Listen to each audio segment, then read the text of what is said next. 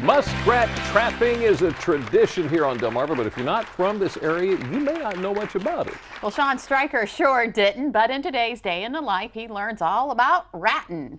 Now, we want to warn you, some of the images in the story may be a little graphic, so if you're squeamish, you might want to just look away.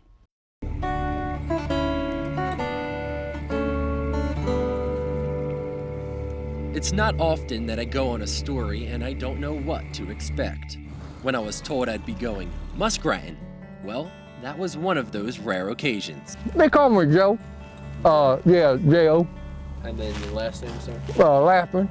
This may have been who you pictured when you thought of a muskrat trapper, but it was just Joe's way of having a little fun at my expense.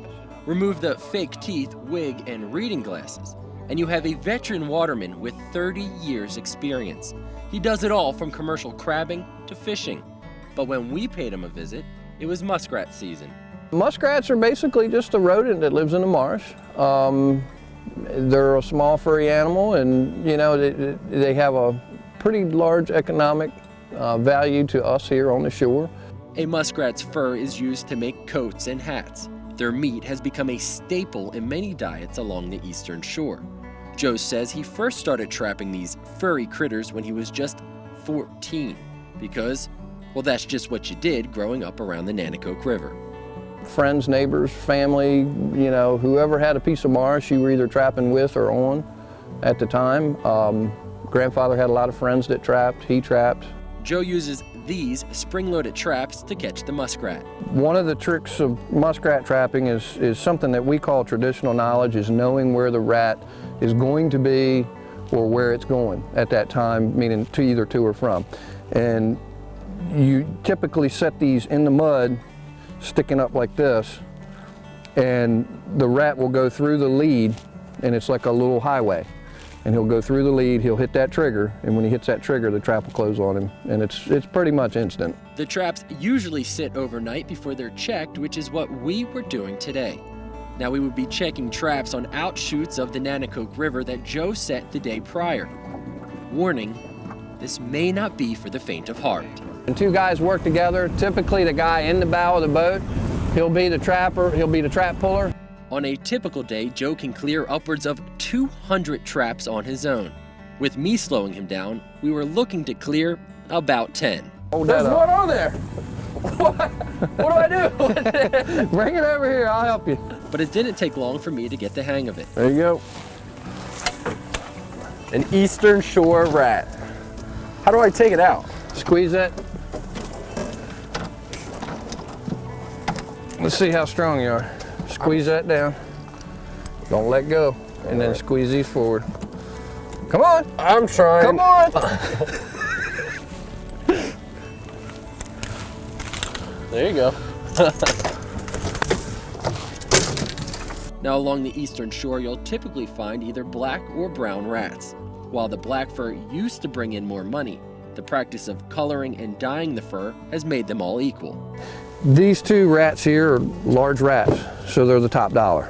As long as there's no marring to the fur, no problems with it, no nicks, no cuts. The skinning process also dictates how much you get paid for the fur.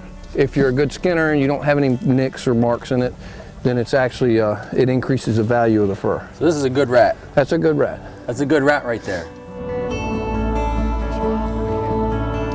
After we cleared all the traps, we headed back to the dock. And home we go.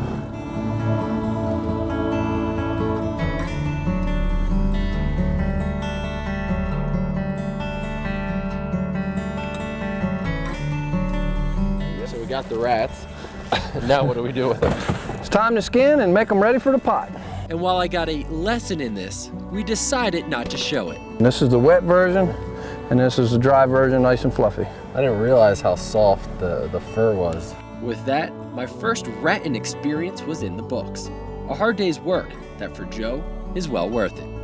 Anytime I put my hands on the water, it's a picture of time that's slowly slipping away from us as watermen, as individuals, through regulation, through overmanagement, through government. A lot of this stuff is slipping away, and it's one of the things that I can say I'm probably the age where I'm one of the last that can still enjoy a piece of it. Muskrat trapping relies heavily on the weather, and this winter was so bad that they actually had to extend the season by 1 week. And no, Sean did not bring back the muskrat for us to cook up in the DelmarvaLife kitchen. We were gonna though. Well, it's a good time for anybody, and something else that's fun for anybody, regardless of how old you are, is waking up to a basket of goodies. Up next, we get a little help in stuffing those Easter baskets chock full of items your family's gonna love, plus some simple ways to fill your dinner table with family favorites this holiday. And once you've dyed the eggs, we have the perfect recipe for your leftovers, bacon deviled eggs. You won't want to miss this. But first, you know DelmarvaLife's all about community, and yes, that's your community too. Is there something going on in your neighborhood? Well, we would love to hear about it and see photos from the event. Send the information our way along with any pictures you'd like to share. You can reach us at comments@DelmarvaLife.com or like us on Facebook. Share the information there. DelmarvaLife will be right back.